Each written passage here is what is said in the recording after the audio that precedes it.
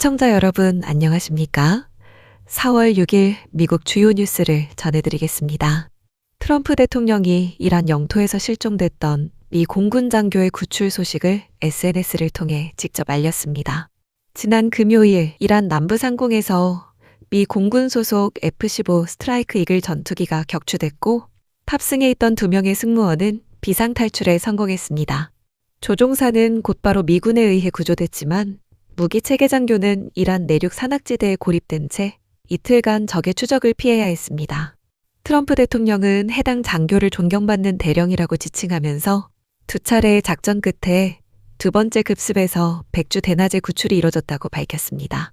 구출 작전은 이란 상공에서 총 7시간 동안 진행됐으며 수십 대의 항공기가 투입된 대규모 작전이었습니다.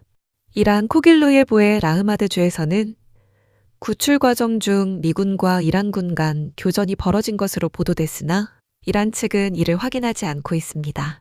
이란 정부는 실종된 미군 장교를 당국에 인계하라고 자국민에게 공개 호소했는데 이는 미군 포로 확보를 시도한 것으로 풀이됩니다. 한편 이란 혁명수비대는 이번 구출 작전 과정에서 이스파한 남부 지역에서 미군 C-130 수송기 2대와 블랙호크 헬기 2대를 파괴했다고 발표하기도 했습니다. 이란 국영 매체는 격추된 F-15 잔해와 낙하산이 부착된 사출 좌석 사진을 공개하기도 했으며 해당 기종은 1972년 첫 비행 이후 미 공군의 주력 전술 전투기로 운용돼 온 기체로 현재 한 대당 가격이 9천만 달러를 넘습니다. 트럼프 대통령은 이번 구출 작전에 대해 월요일 오후 1시에 백악관 집무실에서 군 관계자들과 함께 기자회견을 열 예정이며 관련 영상이 공개되는 대로 번역해서 전해드리겠습니다. 다음 뉴스입니다. 파키스탄과 이집트, 터키 등 중재국들이 미국과 이란 양측에 즉각적인 휴전안을 전달하면서 5주째 이어지고 있는 군사작전의 중단을 시도하고 있습니다. 중재안의 핵심은 양측이 적대 행위를 중단하고 호르무즈 해협을 재개방한 뒤 포괄적 평화협정을 위한 본격적인 협상에 들어가자는 내용입니다.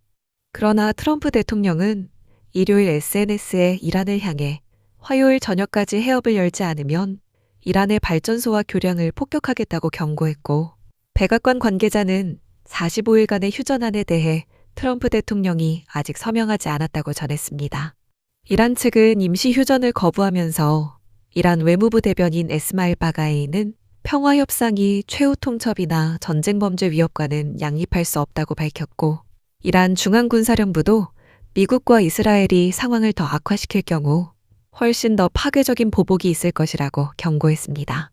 이란이 휴전을 거부한 배경에는 합의가 이뤄져도 미국과 이스라엘이 간헐적으로 공격을 계속할 수 있다는 우려가 깔려있는 것으로 전해졌습니다. 휴전 논의 과정에서 파키스탄 육군 총참모장 아심 무니르가 제이디 벤스 부통령과 접촉했고 트럼프 대통령의 특사 스티브 위트코프는 이란 외무장관 아바스 아라그치와 연락을 주고받고 있습니다. 이스라엘 정치권 소식통은 하아레츠 신문에 이번 협상이 결렬될 가능성이 높다고 전하면서도 트럼프 대통령이 군사작전 종결의 출구를 찾고 있는 것으로 본다고 전했습니다. 협상이 진행되는 와중에도 군사작전은 계속되고 있어서 이스라엘은 이란 남서부 아살루예의 사우스파레스 석유화학단지를 타격했다고 발표했고 이스라엘 국방장관 이스라엘 카츠는 토요일 마으샤르 단지 공습에 이은 이번 타격으로 이란 석유화학 수출의 약 85%를 담당하는 두 시설이 가동 중단됐다고 밝혔습니다. 이스라엘군은 월요일 테헤란을 다시 폭격했으며 일요일 공습에서는 이란 혁명수비대 정보수장 마지드 카데미를 사살했다고 발표했습니다.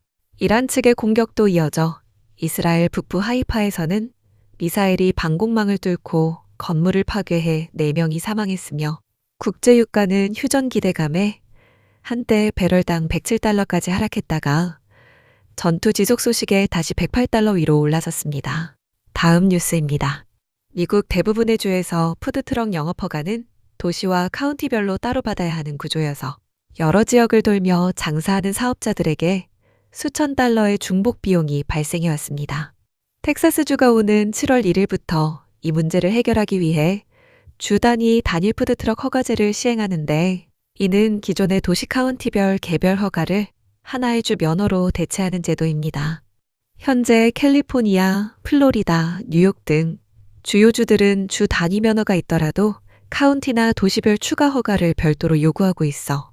텍사스처럼 하나의 허가로 주 전역에서 영업할 수 있는 제도는 사실상 전국 최초에 해당합니다.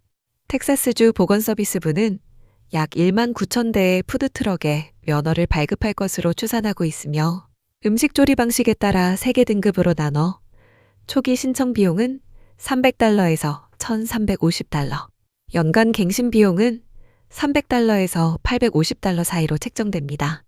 기존에는 달라스시가 신규 푸드트럭에 신청비 $481와 심사비 $562를 별도로 부과했고 아마릴로시는 허가와 기타 수수료를 합해 $800에서 $900를 징수하는 등 도시마다 수백 달러씩 중복 비용이 들었습니다. 이 법안을 발의한 공화당 브룩스 랜드그래프 하원 의원은 푸드트럭이 본래 이동식 사업인 만큼 도시 경계를 넘을 때마다 동일한 기준의 검사를 반복하며 비용을 내는 것은 불합리하다고 설명했습니다.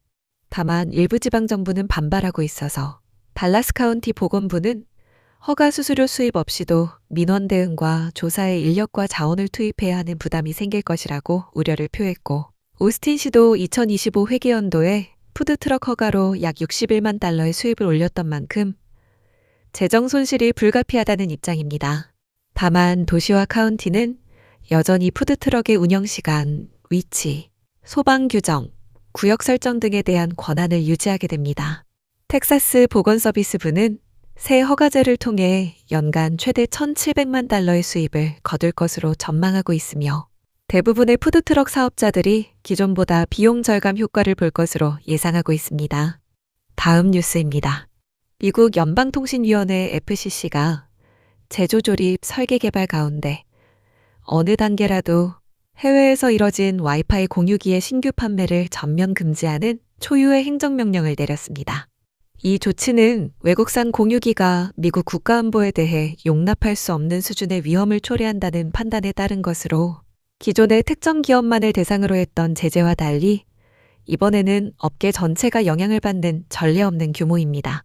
현재 미국에서 판매되는 공유기 가운데 제조 전 과정이 미국 내에서 이뤄지는 제품은 텍사스에서 최신 모델을 생산하는 스타링크 정도를 제외하면 사실상 찾기 어려운 상황이며 미국 본사를 둔 넷기어조차 베트남과 태국, 인도네시아, 대만에서 공유기를 제조하고 있습니다. 다만 이번 금지령은 FCC의 기존 인증을 이미 받은 모델에는 적용되지 않아 현재 판매 중인 공유기는 그대로 구매할 수 있고 기존 제조 공정을 통한 재입고도 가능합니다. 문제는 보안 업데이트인데 FCC 공고에 따르면 금지 대상 공유기 제조사들은 2027년 3월 1일까지만 보안 펌웨어와 소프트웨어 업데이트를 제공할 수 있어서 그 이후에는 보안 패치를 받지 못하는 기기가 대량으로 발생할 수 있습니다. FCC가 이번 조치를 내린 배경에는 볼트 타이푼, 플렉스 타이푼, 솔트 타이푼 등 중국발 대규모 사이버 공격이 있으며 FCC는 해외에서 생산된 공유기가 이 공격들에 직접 연루됐다고 밝혔습니다. 미국인의 약 70%가 인터넷 서비스 업체로부터 장비를 임대해 사용하고 있어 이들 역시 이번 조치의 영향권에 들며 업계 전문가들은 대규모 장비 교체에는 막대한 비용이 들기 때문에 현실적으로 쉽지 않을 것으로 보고 있습니다. 현재 공유기 제조사들은 FCC의 조건부 승인을 받기 위해 서두르고 있으며 어떤 기업이 외국산으로 분류되고 어떤 기업이 면제를 받을지는 앞으로 한두 달 안에 구체적으로 윤곽이 드러날 것으로 전망됩니다. 전문가들은 당장 새 공유기가 필요한 상황이 아니라면 구매를 보류하는 것이 현명하다고 조언하고 있으며 기존 공유기 이용자들에게는 기본 로그인 정보를 반드시 변경하고 펌웨어를 최신 상태로 유지할 것을 권고했습니다.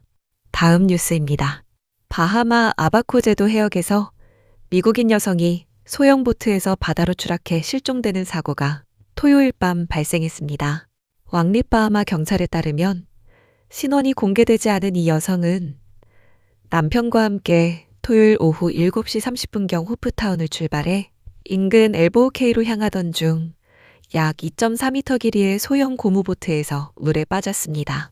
엘보우케이는 아바코 제도의 주요 관문인 마시아버에서 동쪽으로 약 6.4km 떨어진 길이 8km의 작은 섬으로 호프타운과의 거리는 짧지만 주변 해역은 조류가 강하기로 알려져 있습니다. 여성이 보트 엔진 키를 소지한 채 추락하면서 엔진이 즉시 정지됐고 남편은 어둠 속에서 동력 없이 홀로 노를 저어야 하는 상황에 놓였습니다. 남편은 경찰의 강한 조류에 휩쓸려가는 아내의 모습을 곧 시야에서 놓쳤다고 진술했습니다. 그는 약 8시간 반 동안 표류한 끝에 일요일 새벽 4시경 마시아버 보트야드에 도착했고 현장에 있던 한 주민에게 사고 사실을 알려 경찰에 신고가 이뤄졌습니다. 현재 아바코섬 경찰이 수사에 착수했으며 왕립바하마 방위군과 호프타운 소방구조대가 합동으로 주변 해역 수색 작업을 벌이고 있습니다. SNS에서는 사건의 정황을 두고 현재 주민들 사이에서 의문을 제기하는 반응이 나오고 있는 것으로 전해졌습니다. 미국 국무부는 바하마에 대해 2단계 여행 주의보를 발령한 상태인데 주의보에는 바하마의 선박 운항이 제대로 규제되지 않고 있으며 부상과 사망사고가 발생해왔다는 경고가 포함돼 있고 실제로 올해 1월에도 바하마에서 미국인 관광객이 수상 레저 활동 중 사망하는 사고가 있었습니다. 마지막 뉴스입니다. 트럼프 대통령이 지난 수요일 이란 군사작전 관련 대국민 연설 이후 사흘 넘게 공개석상의 모습을 드러내지 않으면서 SNS를 중심으로 건강 이상설이 빠르게 퍼지는 일이 있었습니다. 토요일 백악관이 오전 11시 8분에 더 이상 공개 일정이 없다고 발표하자 일부 SNS 이용자들은 트럼프 대통령이 월터리드 군 의료원에 입원했다는 미확인 정보를 유포하기 시작했고 구글에서는 관련 검색어가 50만 건 이상을 기록하며 일요일 아침까지 실시간 트렌드에 올랐습니다. 백악관 신속대응팀 계정은 이에 대해 좌파 세력의 근거 없는 음모론이라고 일축했습니다. 스티븐 청 백악관 공보국장은 트럼프 대통령이 부활절 연휴 동안에도 백악관과 집무실에서 쉬지 않고 일하고 있다고 해명했습니다. 실제로 트럼프 대통령은 토요일 하루에만 트루스 소셜에 이란 사태와 고용보고서 등 9차례 글을 올렸고 일요일에도 오후 기준 6차례 이상 게시물을 작성했습니다. CBS 뉴스 프로듀서가 토요일 오후 1시 50분 웨스트윙 입구에 해병대 경비병이 서 있는 모습을 촬영했는데 이는 대통령이 집무실 안에 있다는 관례적인 신호입니다. 일요일에는 로이터 통신 사진기자 네이선 하워드가 트럼프 대통령이 버지니아주 골프클럽을 다녀온 뒤 백악관으로 돌아오는 모습을 촬영했으나 사진 속 대통령은 골프복 차림에 허리가 눈에 띄게 굽은 모습이었습니다. 월터리드 입원설을 뒷받침하는 사진이나 확인된 소식통, 공식 성명은 현재까지 나오지 않았으며 온라인에 유포된 영상과 이미지는 미확인이거나 과거 자료를 재활용한 것으로 확인됐습니다. 이상으로 오늘의 뉴스를 마칩니다. 시청해주셔서 감사합니다.